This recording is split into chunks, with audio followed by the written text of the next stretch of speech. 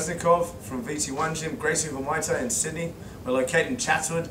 We're going to show you guys today some counters and some questions that came up with our triangle series that we were working on last week. A few of the questions that came up around being on the right angle, and this is what we were talking about last week. So I do a lazy feed here.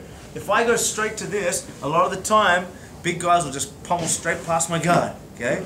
So what we like to do is, what I was talking about before, is getting onto the right angle, okay? And why I mean the right angle, okay? This is actually the wrong angle for finishing, but it's the right angle for triangle guard, okay? And we'll discuss triangle guard in the next video.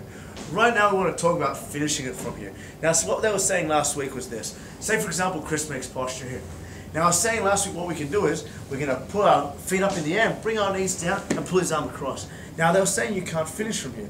It's true you can't finish a traditional triangle from here, but what we like to do to finish at our gym is to go a little bit further. We treat it the same way that people treat the reverse triangle, okay? And I'll explain that in a sec. I grab his head here first. Most important thing we discussed, don't give the guy the ability to posture. Second, hand and foot on the hip, and I turn sideways and I drop my knee down, okay?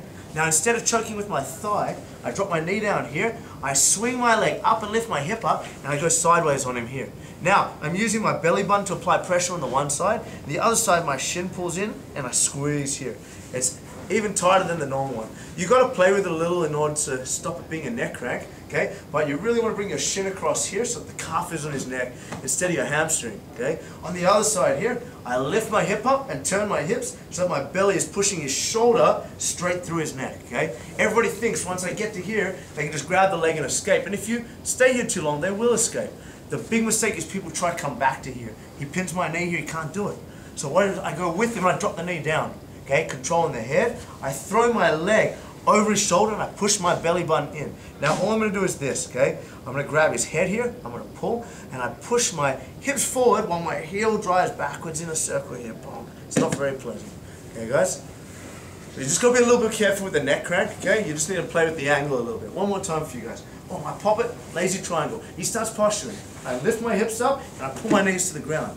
Now look, I go with it and I drop my knee down here, okay? I lift my hip up and I go sideways on him and grab his head. Now all I'm going to do, guys, I'm going to squeeze my calf in, push my belly button forward, and I squeeze his head in here. It's a nice, easy tap.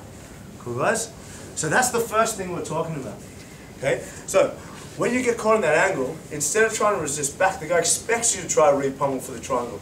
I want you guys to drop that knee to the ground and then use your shin across the neck. It takes a little bit of experimenting to get the angle, but then all you're going to do is use your hips to push into his shoulder, and you're going to get that tap. We'll see you guys next week.